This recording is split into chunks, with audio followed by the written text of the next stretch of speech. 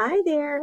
Today what we're going to do is we're going to be looking, reviewing the idea of inverses, but we're also going to be then kind of like planting the seed about the idea of inverses with square root and cube root functions, okay? So let's recall a couple of things about inverse functions. Remember that when we have inverse functions have tables of values where the x and the y are switched or reversed as ordered pairs. Remember that? To find the inverse functions, what we did is we basically switched the x and the y. Okay. The graphs are reflected over the line y equals x. And again, because we switched the x and the y, that also means that the domain and range values are also going to be switched. And one of the things that we have done in the past is that we found inverse functions. And what we did is we replaced our f of x with y, if it was called f of x. We switched the x and the y. We solved for the new y. And then we used inverse notation to denote that it was an inverse function. So example 0 is just going to kind of take us back to what we have done in the past with the inverse functions. Let's consider this function f of x below.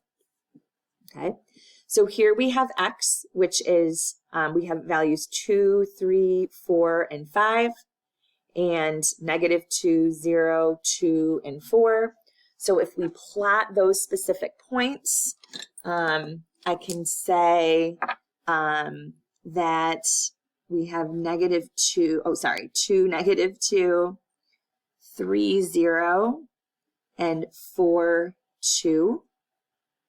And so then I can connect those points to make a line. I'm going to do some more points here to make sure that it's nice and straight.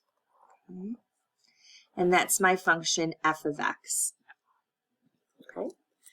So the next thing is we're going to create a table for f inverse of x. And if I'm creating a table for f inverse of x, what this means is that I'm going to be switching the x and the y values. So I'm going to have -2, 2, instead of 3, 0, 0, 3, then 2, 4, and 4, 5. And again, I kind of started this one early. Then it asks us to graph both functions. So we graphed f of x. Now I'm going to graph f inverse of x. -2, 2, 0, 3, 2, 4, and 4, 5.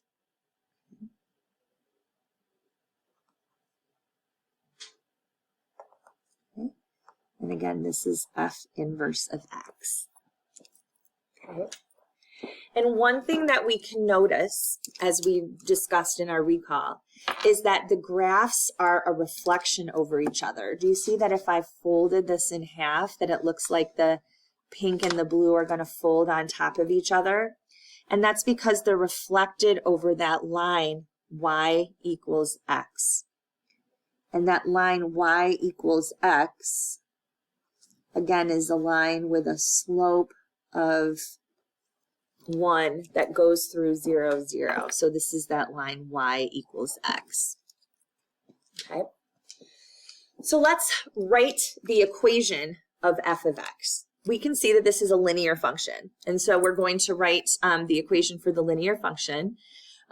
We can find the y-intercept by working backwards and finding when x is 0.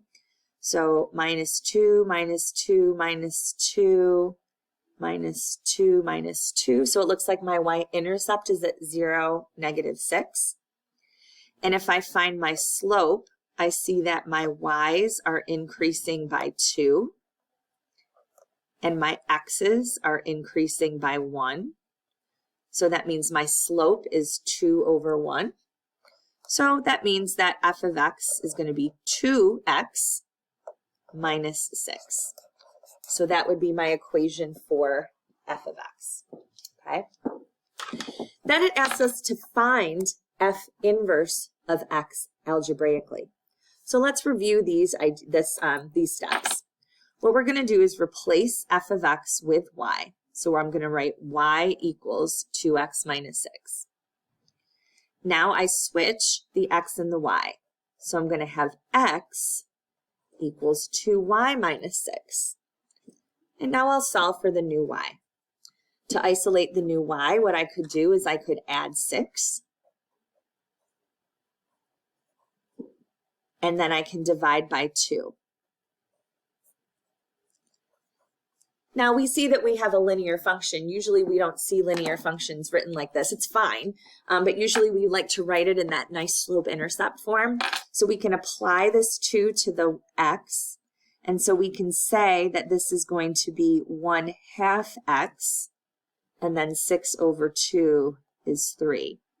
And again, we were looking for the inverse, and so I'm going to label that as f inverse of x. And from the graph, we can see that our f inverse has a y-intercept of 3 and a slope of 1/2. Okay, so those are inverses that we've found before. We're very familiar with linear functions from all the work that we did with those in Algebra 1. Okay, but now what I'd like to do is I'd like us to consider the function g of x equals x squared minus 4, where x is greater than or equal to 0. Okay, and I know I kind of happy clouded over that, but that x is greater than or equal to 0 is going to be an important part of this problem.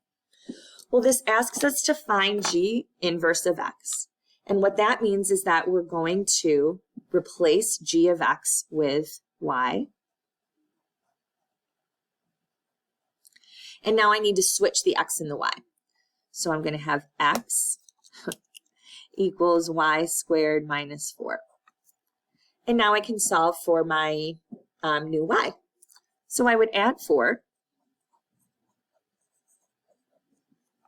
And then I would take the square root.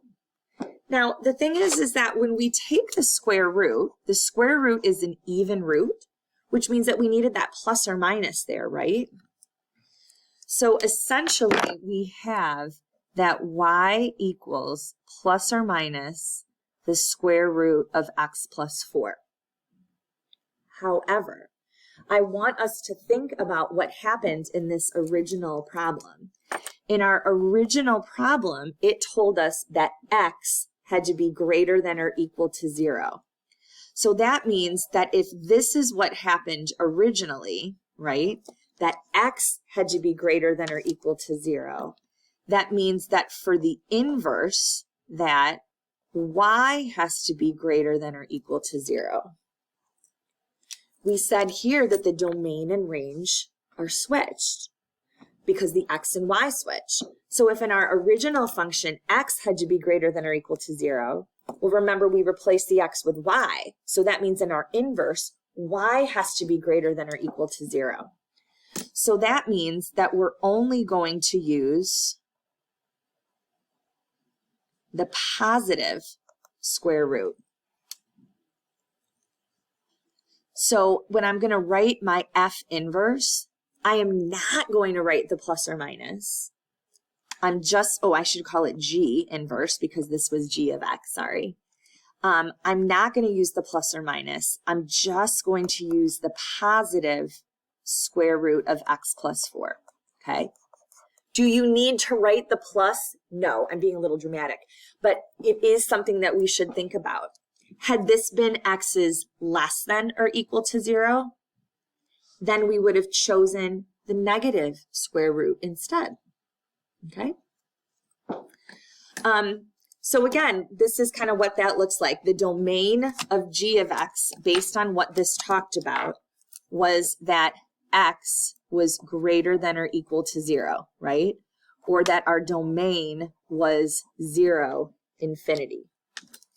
And so what that means is that our range of the inverse function then is going to be that y is greater than or equal to 0, or that we're going from 0 to infinity. Okay? We'll talk about the range in a sec. Okay. Let's graph both of these on the graph below, and we can make a table. Now notice again, it told us that our x has to be greater than or equal to 0. So that means we're not going to have negative numbers. We're going to start at 0. Okay? So maybe let's do 0, 1, 2, 3, and 4. And if I put 0 in, 0 squared is 0, minus 4 is negative 4. 1 squared is 1, minus 4 is negative 3. 2 squared is 4, minus 4 is 0. 3 squared is 9, minus 4 is 5. 4 squared is 16. 16 minus 4 is 12. So we can plot some of those points. 0, negative 4. 1, negative 3. 2, 0. 3, 5. 4, 12 is going to be way up here. Okay. And we're not going to have an arrow in both directions, right? Because we're starting at x equals 0. And then we're going to continue in that direction. Okay. So this is the graph of my g of x. So then I can use that table to help with my g inverse of x. Here I'm just going to switch my x and my y values, because that's a property that inverses have. And so I'm going to graph negative 4, 0, negative 3, 1, 0, 2, 5, 3, there's 12, 4 over here. And again, this is what the graph of g inverse of x would look like. And we can see that the graph is reflected over this line. I'm not doing a great job drawing it, but it's reflected over that line y equals x. Okay, we can see that it's folded over that graph because of that reflection that's there because of the x and y that are switched. Okay, so let's look, now that we've graphed it, let's look at the range of the original function. Notice that it's not all real numbers, but that our range, the lowest number was negative 4, and then we went up to infinity. So our range was that y is greater than or equal to negative 4. Excuse me, or in interval notation, negative 4 infinity. And so what that would mean is that the domain of the inverse function should be that x is greater than or equal to negative 4, or negative 4 infinity. And if I look at the graph, that confirms that. If I look at my g of x, notice that my domain, the leftmost value is at that negative 4, and then all the values are going to the right. Okay. And then similarly, we can see that the range starts at 0 and then continues to go up. Okay.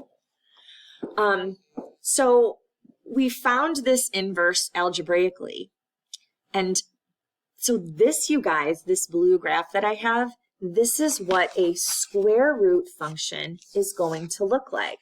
Notice that the square root function looks like a parabola tilted on its side, but there's only half of it that's there. The reason is because if it was a full parabola tilted on its side, then that wouldn't be a function. Do you see that that isn't a function? Because it would have, each x value would have 2 y values.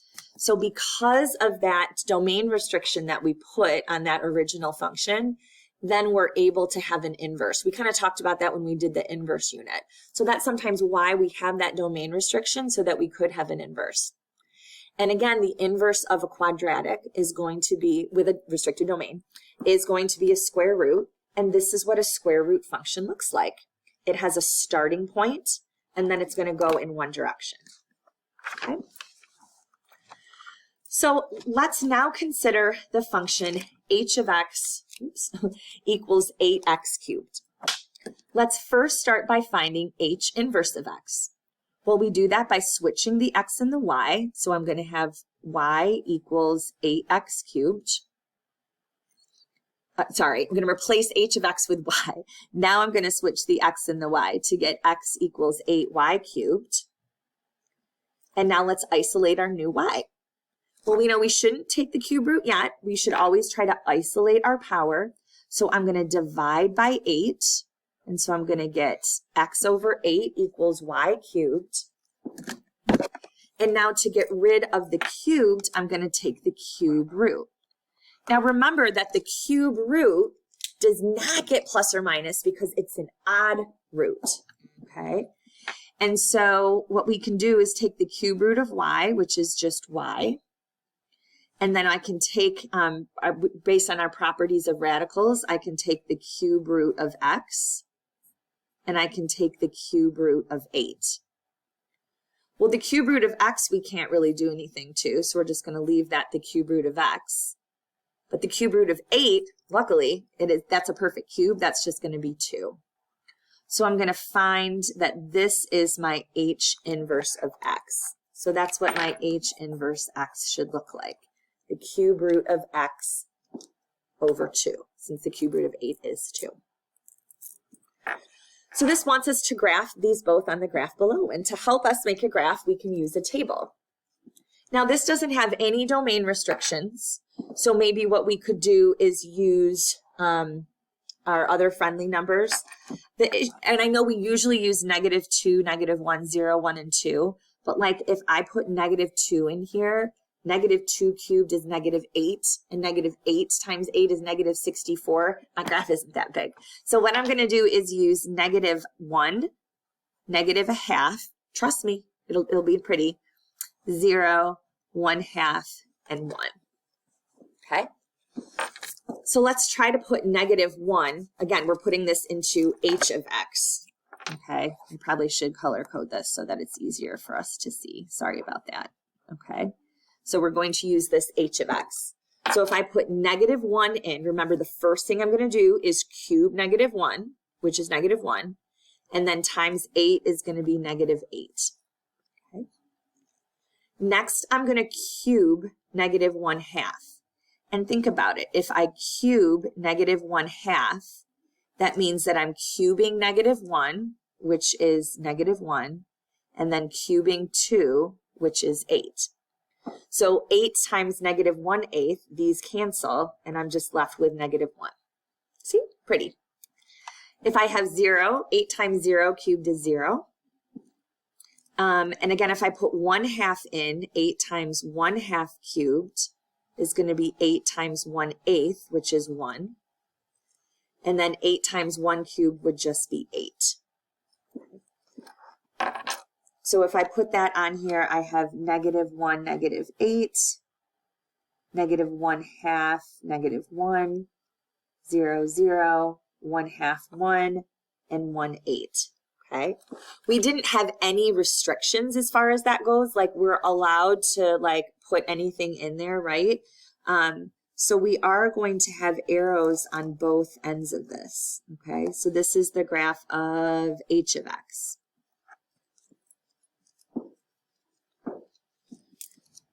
And so we can see that the domain, because I have arrows on both ends, is going to be all real numbers, or -∞ to infinity.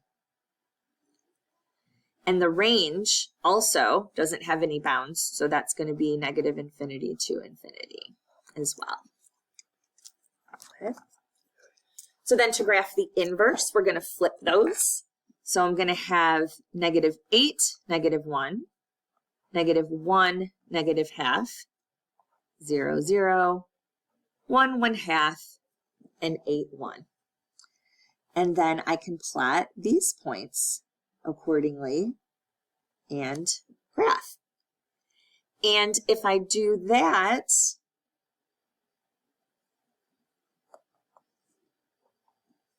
I have something that looks like this. So what this is that it's this cubic function tilted on its side. That's that h inverse of x. And again, we can see that if we were to graph the line y equals x, that is a reflection over that line y equals x to get from h of x, flipping over to get that h inverse of x. And if we wanted to find the domain and range of H inverse of X, likewise, we would just switch with the domain and range of H of X. So because the domain of H of X was all real numbers, that means that the range of H inverse of X is going to be all real numbers.